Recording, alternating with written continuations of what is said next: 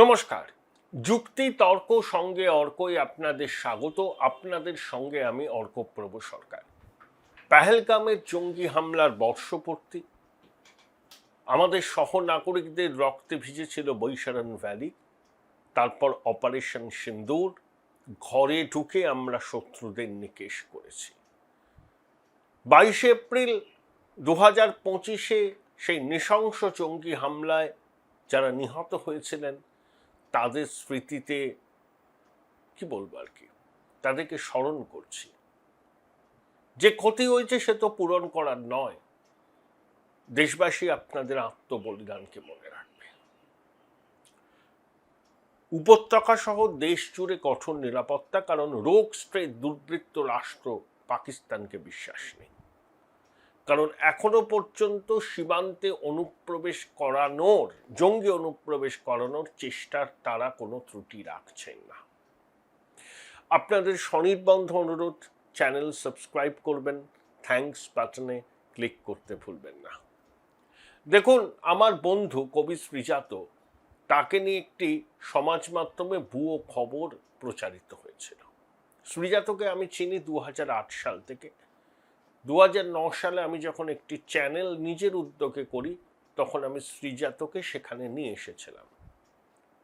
যোগাযোগ নেই অনেকদিন, মাঝে একবার ফোনে কথা হয়েছিল, কিন্তু শ্রীজাতর রাজনৈতিক দর্শন আমার থেকে সম্পূর্ণ ভিন্ন হলেও কবি হিসাবে শ্রীজাতকে আমি সম্মান করি। ভুয়ো খবর ছড়ানো হয়েছে ইচ্ছাকৃতভাবে যে শ্রীজাতর বিরুদ্ধে গ্রেপ্তারি পরোয়ানা জারি করেছে নাকি নির্বাচন কমিশন। নির্বাচন কমিশন দর্তহীন ভাষায় জানিয়ে দিয়েছেন এ ধরনের কোনো ঘটনা ঘটেনি। কমিশন এই ধরনের কোনো পদক্ষেপ করার কথা ভাবছেও না। সমাজ মাধ্যমে ভুয়ো খবর ছড়িয়ে একটা অস্থিরতা তৈরির চেষ্টা, এবং এটা কারা করেছে আপনারা বুঝতেই পাচ্ছেন। ওই কালীঘাট ক্যামাক স্ট্রিট ইকোসিস্টেমের অংশ যারা, হয়তোবা ডিজিটাল যোদ্ধা, তারা এখন নানা রকম ফেক নিউজ বাজারে ছড়িয়ে দিয়ে একটা ধারণা তৈরি করবে যে বিজেপি বাংলার কৃষ্টি সংস্কৃতিকে অসম্মান করছে। এআই জেনারেটেড ফেক ভিডিও, এই ধরনের ভুয়ো খবর ছড়িয়ে দেওয়া হবে, ততক্ষণে কিন্তু ড্যামেজ ইজ ডান। এই যে ন্যারেটিভ, ফলস ন্যারেটিভ, মিথ্যা ন্যারেটিভ, আরে তৃণমূল মানেই তো মিথ্যা, তৃণমূল মানেই তো দুর্নীতি, তৃণমূল মানেই চৌর্যবৃত্তির সাম্রাজ্য,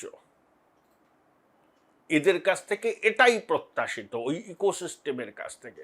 ভাবতে পারেন কলকাতা পুলিশের কর্মচারীরা ডিএ পান না, 1 লক্ষের বেশি সিভিক ভলেন্টিয়ার, সেখানে শান্তনু সিনহা বিশ্বাসের 30 কোটি টাকার এখনো অবধি উদ্ধার হওয়া সম্পত্তি কোত্থেকে পেলেন টাকাটা? জয় কামদার আর এক দুর্বৃত্ত। ইডি আদালতে জানিয়েছে সিথি থানাতে একজন অফিসার পোস্টেড হয়েছেন, তিনি জয় কামদারকে হোয়াটসঅ্যাপ মেসেজে বলছেন মাই লর্ড। ভাবুন, ওই শান্তনু সিনহা বিশ্বাস, জয় কামদার, আরো অনেকে কালীঘাট ক্যামাক স্ট্রিট এক ইকোসিস্টেমের অংশ। অতএব তৃণমূল যত মুখে সেলোটেপ লাগিয়ে থাকবে তত সবার পক্ষে মঙ্গল, বাঙালির পক্ষে মঙ্গল। কারণ তৃণমূল মানেই দুর্নীতি, অপশাসন, চুরি, ডাকাতি। তাদের মুখে বাংলার কৃষ্টি সংস্কৃতির কথা মানায় না। এবার আসুন আমার প্রতিবেদনের শিরোনাম, হয় তৃণমূল 190 না হলে 90। কেন আমি এই কথাটা বলছি? দেখুন, 23 এপ্রিল প্রথম দফার ভোট গ্রহণ। দুটো জেলায় গন্ডগোলের আশঙ্কা খুব আছে, একটা হচ্ছে মুর্শিদাবাদ, একটা হচ্ছে কুচবিহার। মুর্শিদাবাদে যে কোনো নির্বাচনেই গন্ডগোল হয় এবং কুচবিহারেও হয়। আশা করি কমিশন অতীতের সমস্ত রেকর্ড ভালো করে পরীক্ষা নিরীক্ষা করে নিরাপত্তার যথাযথ বন্দোবস্ত করেছে। এখনো পর্যন্ত গন্ডগোল হয়নি তা বলবো না, কিন্তু অতীতে নির্বাচনের সময় পশ্চিমবঙ্গবাসী হিসাবে আমরা যে অভিজ্ঞতার মুখোমুখি হই, এবার অন্তত সেই অভিজ্ঞতার মুখোমুখি এখনো পর্যন্ত হচ্ছি না। তাহলে বিভিন্ন সমাজ মাধ্যমে আমার সহকর্মীরা ইউটিউব চ্যানেলে নানা রকম ভবিষ্যৎবাণী করছেন। তৃণমূল এটা পেতে পারে, বিজেপি এটা করতে পারে, তৃণমূলের ঘুম উড়ে গেল, বিজেপি ক্ষমতায় চলেই এসছে, এই ধরনের চমকপ্রদ শিরোনাম এবং জুৎসই হ্যাশট্যাগ দিলে ও মানুষের মধ্যে খুব তাড়াতাড়ি চলে যায়।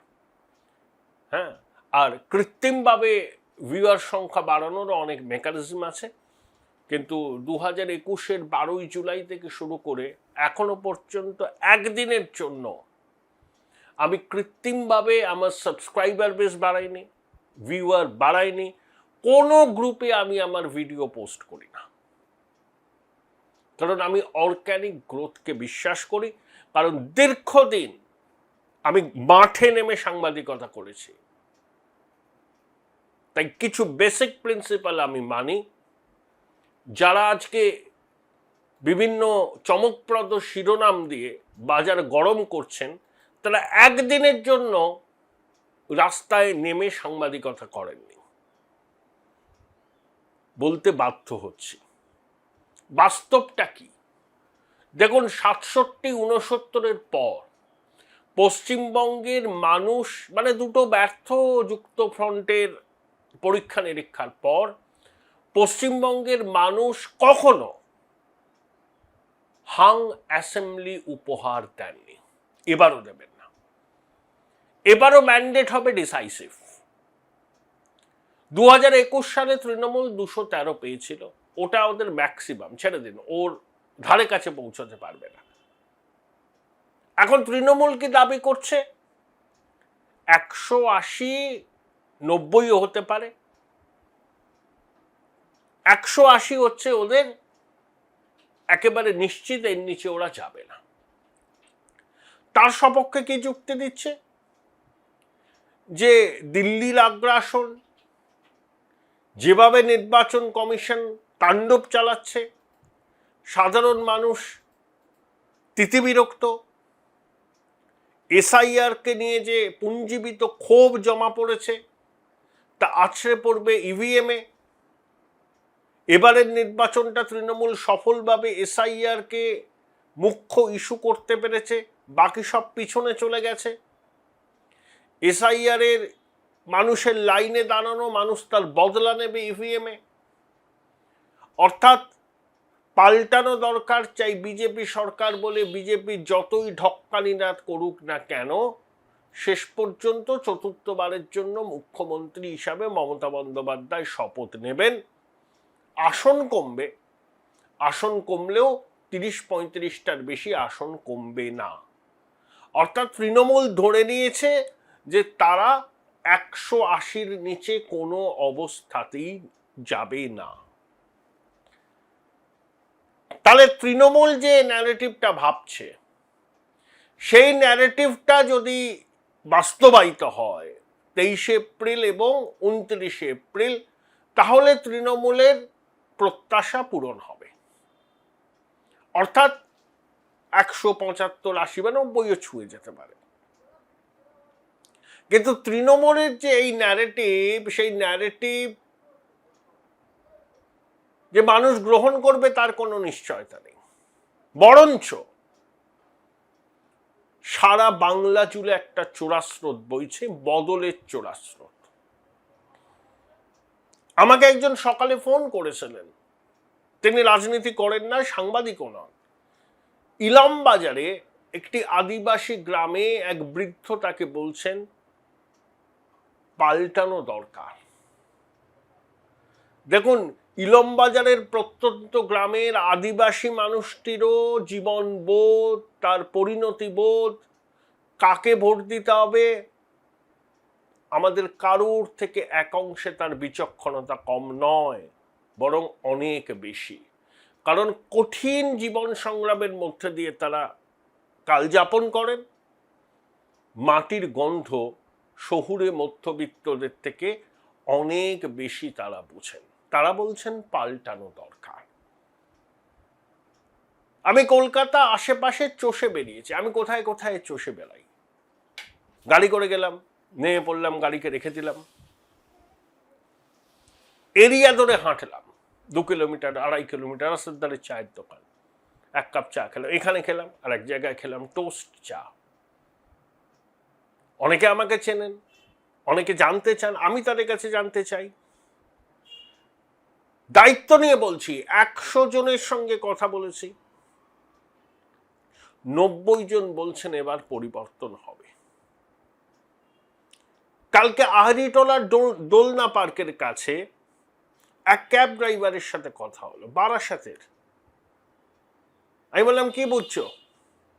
বলো না না, যা ছিল তাই হবে, কমবে। এই যা ছিল তাই হবে, কমবে, এটা বলার লোক আমি খুব একটা পাইনি। ওই বললাম 100টার মানুষের সাথে কথা বলে 90 জন বলছে পরিবর্তন সময়ের অপেক্ষা, এবার চুপচাপ বড় ফুলে ছাপ হবে।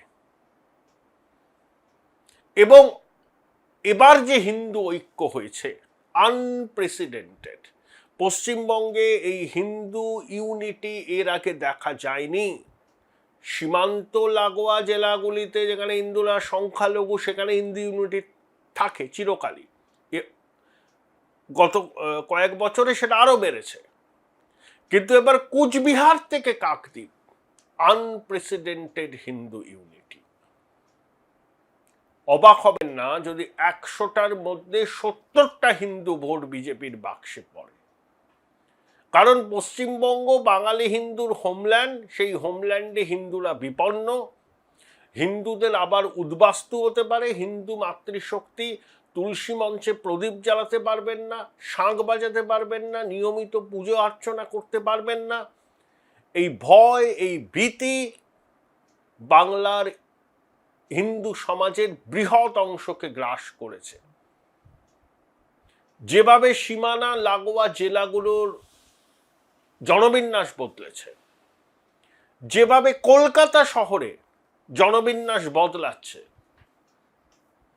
বাঙালি হিন্দু কিন্তু এবার বুঝতে পেরেছে শিওরে সমন।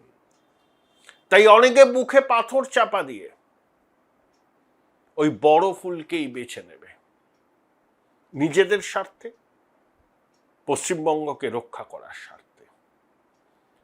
এই যে চোরাস্রোত যেটা বইছে, সেই চোরাস্রোত যদি প্রবল আকার ধারণ করে তাহলে গণেশ উল্টবে। তখন কোনো 150 তৃণমূল হবে না, 135 বিজেপি হবে না।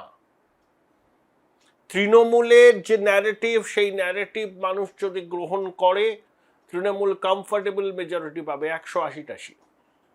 আর তৃণমূলের তৈরি ন্যারেটিভ যদি মানুষ প্রত্যাখ্যান করে পরিবর্তনের পক্ষে ইভিএম এর বোতাম টেপে, তাহলে তৃণমূল 100-র নিচে নেমে যাবে। এর বাইরে এবারের নির্বাচনে কোনো অপশন নেই। কোনো রকম হাং হবে না, কোনো রকম হর্স ট্রেডিং এর ব্যাপার হবে না। ডিসাইসিভ ম্যান্ডেট দেবে বাংলার মানুষ, হয় হ্যাঁ মমতার পক্ষে, না হলে না মমতার পক্ষে। আমি বিভিন্ন সূত্র থেকে কথা বলে আমার সহকর্মী সাংবাদিকদের সঙ্গে জেলায় জেলায় ছড়িয়ে যারা আছেন, তাদের সঙ্গে কথা বলে আমার একটা ধারণা হয়েছে। I may be wrong, I may be right, কিন্তু ধারণাটা তো আপনাদের বলবো। মিললে ভালো, না মিললে হবে না, কি আছে? কিন্তু ঈশ্বর বিরোধিতা নয়, এটা তো নিরন্তর চর্চার বিষয়। সবাই করছে, আমিও বাবার দেবো কেন? যা যা ইনপুট পেয়েছি মানুষের সঙ্গে কথা বলে, বিভিন্ন পেশার বিভিন্ন মানুষের সঙ্গে, কাটিং অ্যাক্রস দ্য স্পেকট্রাম, কেউ আইনজীবী, কেউ শিক্ষক, কেউ ব্যবসায়ী, কেউ ছোট দোকান চালান, কেউ প্রথমবারের ভোটার, কেউ মাতৃশক্তি, কেউ এন্টারপ্রেনার হওয়ার স্বপ্ন দেখছেন, কেউ স্টার্ট আপ খুলতে চাইছেন, এবং একই সঙ্গে জেলায় জেলায় ছড়িয়ে থাকা আমার বিভিন্ন সহকর্মীদের সঙ্গে আমি একটা ফিগারে উপনীত হয়েছি, জানি না মিলবে কি মিলবে না। সেটা হচ্ছে বিজেপি কোনো অবস্থাতেই 135-এর নিচে নামবে না। 135-এর নিচে বিজেপির নামার সম্ভাবনা কম বলেই যা যা ইনপুট আমি পেয়েছি সেই ইনপুট থেকে এটা আমি আপনাদের বলছি। মিলতেও পারে, না মিলতেও পারে, না মিললে আপনারা গাল দেবেন, মিললে পরে জয়ধ্বনি করবেন, ওসবে কিছু এসে যায় না। তবে এটুকু বলছি, কোনো হাং অ্যাসেম্বলি হবে না, কোনো হর্স ট্রেডিং হবে না। পশ্চিমবঙ্গের মানুষ ডিসাইসিভ ম্যান্ডেট দেবে, ডিসাইসিভ। হ্যাঁ মমতা হলে 180 বা 190 তৃণমূল, আর না মমতা ম্যান্ডেট হলে 85 থেকে 90-এর ঘরে তৃণমূল। 135 যেটা আমি আপনাদের বললাম সেটা বিজেপির ন্যূনতম, ওটা কিন্তু ম্যাক্সিমাম নয়, এর থেকে বাড়তে পারে। যত বাড়বে উপরে তত তৃণমূল ওদিকে কমবে। দেখা যাক জনদেবতা তাদের রায় কি জানান। 4 মে পর্যন্ত অপেক্ষা করতেই হবে, কিন্তু গণতান্ত্রিক মূল্যবোধটা বজায় রাখবেন সবাই। উৎসবের মেজাজে ভোট দেবেন 23 এপ্রিল, 29 এপ্রিল। রাজনীতিতে কেউ শত্রু নয়, সবাই আমরা আমাদের প্রতিপক্ষ, এক দেশের নাগরিক, প্রত্যেকে আমরা সহনাগরিক। পাশাপাশি সহাবস্থানে শীত গ্রীষ্ম বর্ষা থাকতে হবে। নির্বাচনের উত্তেজনা অচিরে থেমে যাবে, তারপর এক বাজারে সবাই যাবেন, এক দোকানে সবাই যাবেন, এক চায়ের দোকানে সবাই যাবেন। কোনো শত্রুতা নয়, কোনো বৈরিতা নয়। রাজনীতিতে শত্রু হয় না, প্রতিপক্ষ হয়।